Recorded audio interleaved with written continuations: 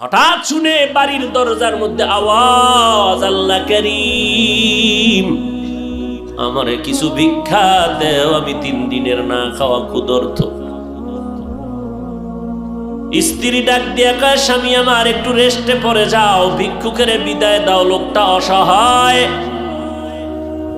স্বামীর মাথা গরম, জীবনে কেউরে ভিক্ষা দেই না, সময় নাই, যখন তখন মনে চায় দরজায় দাঁড়াইছে, কত বড় বেয়াদব, গালাগালি শুরু করছে।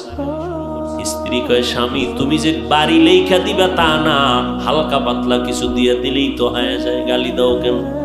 আমার আব্বা জানেরে দেখি নাই যে জীবনে কারোরে গালি দিছে এবং কটু কথা বলছে, এবং জীবনে আমার বাবাই কোনো ভিক্ষুকের খালি ফিরায় নাই, আমি তার সন্তান, আমার কষ্ট লাগে ভিক্ষুকের খালি ফিরাইয়া দিতে। স্বামী বেচারা দুর্ব্যবহার করে, কয়, এই বিবি, মন চাইলে তুই যাইয়া দিয়া দে, আমার সামনে আর এই বিষয়ে কথা বলবি না।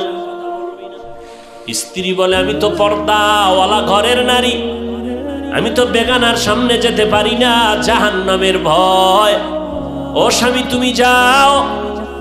স্বামী বেচারা এতটা রাগ হয়ে গেল, রাগ হইয়া দরজা খুইলা ভিক্ষুকের এমন ধমক আর গালি, এত বড় বেয়াদব, লজ্জা শরম নাই রে বেহায়া, যখন তখন দরজায় দাঁড়াইছো, চোখের আড়াল হয়ে যাবি 1 সেকেন্ডে যেন আর দেখি না।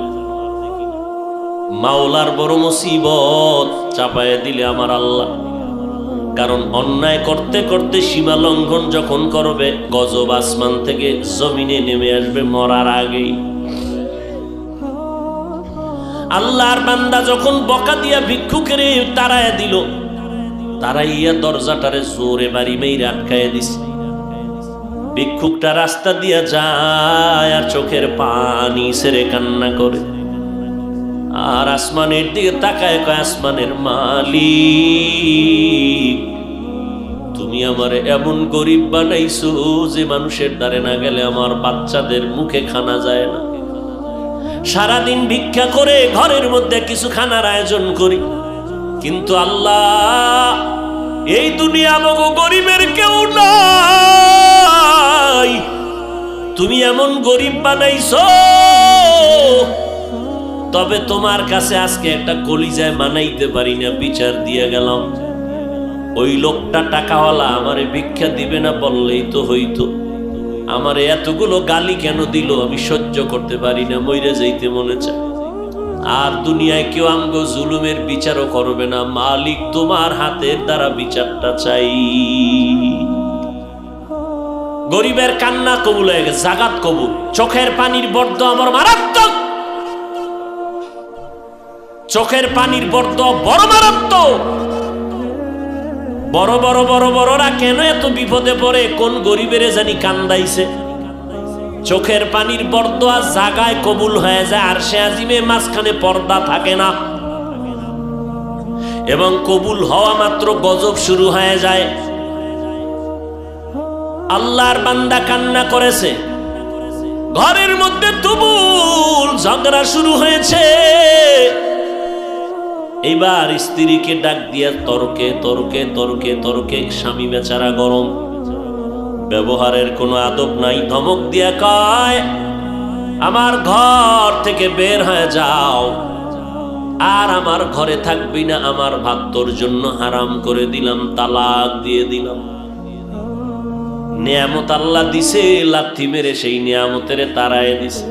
আমার আল্লাহর ওয়াদা, ওয়ালা ইন কাফারতুম ইন্না আযাবি লাশাদীদ, গাদ্দারি করবি কঠিন শাস্তির মুখে পড়তে হবে।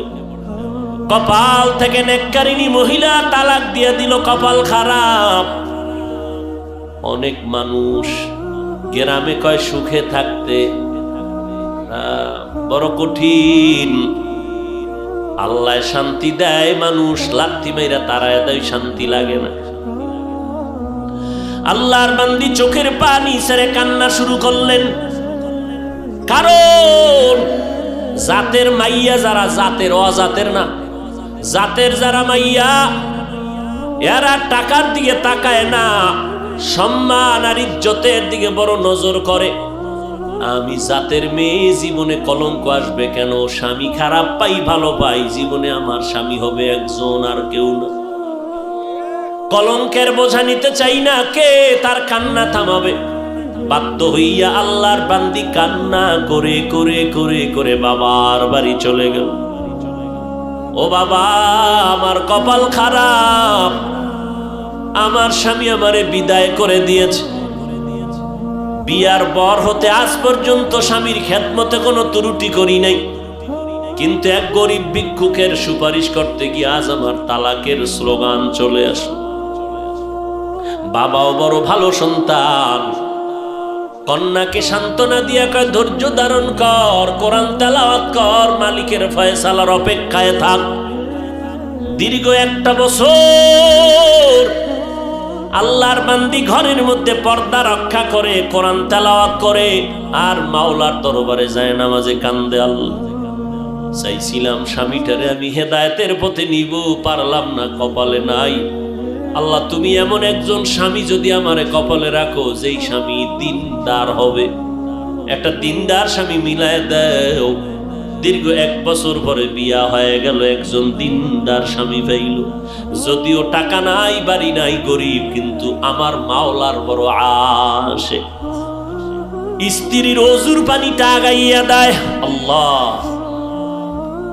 স্ত্রীর গোসলের পানি আগায় দেয়, বাথরুমটা নিজে ধুইয়া দেয়, খানার প্লেটে গিয়া খেদমত করে, রান্নাঘরে গিয়া খেদমত করে। আল্লাহ, আমার মায়ার নবীর কেমন আদর্শ!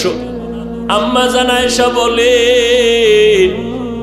পাক করতেছি, নবী আয়েশা খেদমত করে তরকারি আগায় দেয়। নবী একদিন বাজার থেকে রান্নার মাল কিনা নিজে হাতে কইরা নিয়ে যায়। একজন সাহাবী দৌড়ে কয়, নবী আপনি তো রহমতুল লিল আলামিন, আপনি কেন নিবে? ডাক দিয়ে কয়, সাহাবী, দায়িত্ব আমার, আমাকে পালন করার সুযোগ দাও, আমার দায়িত্ব পালন করতে হবে, আমি রহমতের নবী।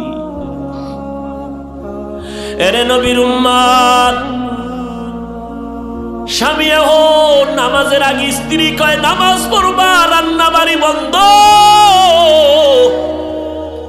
এক বেলার নামাজও জানো টাইমের থেকে উল্টা পাল্টা না হয়। নামাজ পড়বা, এরপরে রান্না হলে হলো, না হলে নাই। খাইয়া দাইয়া বড় শান্তিতে, মরিচ দিয়ে খাইয়াও বড় কলিজায় শান্তি। এবার আমার মাওলা কিছু আপন বান্দাদেরকেও মহাপরীক্ষায় ফালায়। এবার আল্লাহর পরীক্ষা শুরু হয়ে গেল। একদিনের ঘটনা, হঠাৎ দুপুর বেলা খানা খাইয়া স্বামী আর স্ত্রী রেস্টে যাবে, কথাবার্তা বলতেছে নির্জন ছোট ঘরের মধ্যে। আল্লাহর পরীক্ষা, দরজার সামনে আওয়াজ, একজন ভিক্ষুক ডাক দিছি, আমি ভিক্ষার জন্য আসছি, আমারে একটু ভিক্ষা দাও, আমি বড় ক্ষুধার্ত। আল্লাহর বান্দি চিন্তায় পড়ে গেল, সেই আগের পরীক্ষা না জানি শুরু হয়ে গেছে। আল্লাহর বান্দি এবার স্বামীকে বলবে দূরের কথা, স্বামী লাফ দিয়ে উইঠা কয়, বিবি, এমন একটা টাইমে ভিক্ষুক আমার দরজায় দাঁড়াইছে, খানার টাইম, ভিক্ষা দিব পরের কথা, দেখো কিছু খানা দেওয়া যায়নি। ওই নিমক হারাম টাকাওয়ালারা গরিবের লাথি মারতে চিন্তাও করে না। অথচ মদিনার নবী বলেন, গরিবেরা ধনী লোকের 500 বছর আগে জান্নাতে চলে যাবে। আল্লাহর বান্দা বলে, বিবি দেখো। এবার স্বামী বেচারা দরজা খুলে দেখে ভিক্ষুক, বৃদ্ধ মানুষ, হাঁটতে বড় কষ্ট হয়। বলে, আসেন, খাইছেন নি? কয়, খাইনি। ঘরের দরজা খুইলা সামনে বসাইছেন একটা পাটির মধ্যে। ঘরে গেলেন, বিবি তাড়াতাড়ি কিছু দাও খানার জন্য। খানা দানা তেমন নাই, যা কিছু আছে দিয়া তরকারি দিয়ে খানা দিল। আল্লাহর বান্দা খানা দিলেন। ভিক্ষুক ঘরের সামনে বসে বসে খানা খায়। হঠাৎ ঘরের মধ্যে আল্লাহর বান্দির নজর একটা পড়ে গেল ওই ভিক্ষুকের চেহারার মধ্যে। আল্লাহর বান্দি মহিলা ভিক্ষুকের চেহারায় অনিচ্ছায় নজর পড়ার পরে কেমন যেন শরীরের মধ্যে একটা কম্পন শুরু হয়ে গেল। মহিলা ঘরের মধ্যে গিয়া বালিশ চোখের সামনে নিয়ে কাপড় দিয়া চেপে কান্না করে। স্বামী ডাক দিয়া কয়, বিবি তুমি কেন কান্না করো? বলে আল্লাহর কুদরত দেখে কান্না করি। বলে কি আল্লাহর কুদরত? বলে ও স্বামী তুমি জানো না যে এই ভিক্ষুকটারে